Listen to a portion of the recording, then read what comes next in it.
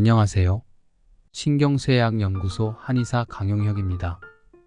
오늘 주제는 가족 갈등이 원인이 된 우울증 치료 사례에 대해 살펴보겠습니다.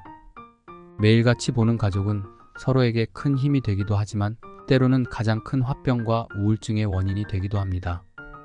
오늘은 우울증과 두통 때문에 내원한 한 여고생 사례입니다.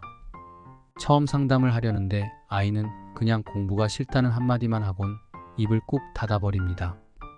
대신 아버지가 딸이 줄곧 상위권을 유지해왔는데 갑자기 두통이 심하면서 성적이 계속 떨어져 큰 걱정이라며 무엇보다 가타부타 말이 없어 답답할 노릇이라고 호소했습니다. 부모님의 열성적 뒷받침에도 모든 면에서 아버지의 기대에 못 미치는 딸에 대한 불만이 이어졌습니다. 한 학기 전 수학시험을 크게 망친 뒤 두통과 무기력증이 시작되었습니다.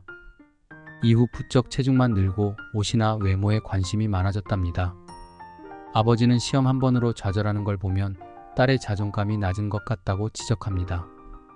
그러나 한 사람의 자존감은 어린 시절 부모의 적절한 칭찬이 주요 자양분입니다. 그런데 세상 사는 어려움도 겪어가며 나처럼 강하게 컸으면 한다고 말하는 엄한 아버지에게선 그런 자양분이 충분치 않았을 겁니다.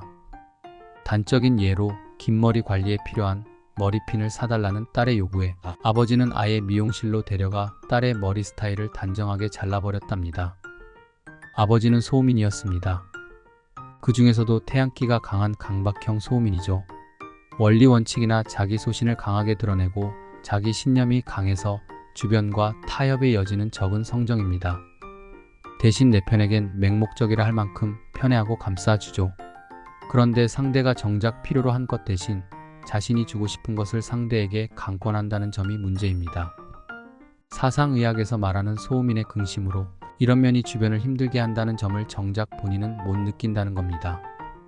그러다 보니 이 아버지 사례 역시도 열성적인 뒷바라지로 포장되어 합리화되어 버립니다. 희망학과도 옷차림도 머리 모양 하나까지 딸의 의견은 계속 묵살되고 모든 것이 아버지의 결정뿐이죠. 머리가 깨질 듯한 두통과 우울감의 표면적 출발은 성적 하락입니다. 하지만 그 이면에는 자수성가한 아버지의 기준이 옥죄어온 심리적 압박감이 존재합니다. 표출하기 힘든 억울함, 분노에 대한 보상 심리가 화병과 우울감으로 드러납니다. 성적 대신 외모를 꾸며서라도 관심받고 싶었던 것이죠. 이제라도 냉가슴을 녹여줄 따뜻함이 필요했건만 아버지는 단정하게라는 말로 차가운 삭발까지 단행한 거죠. 결국 태음인 딸이 선택한 것은 수동 공격입니다. 궁지에 몰려 자신의 속내는 일절 표현하지 않고 오히려 수동적 거부를 통해 알아주길 기다립니다.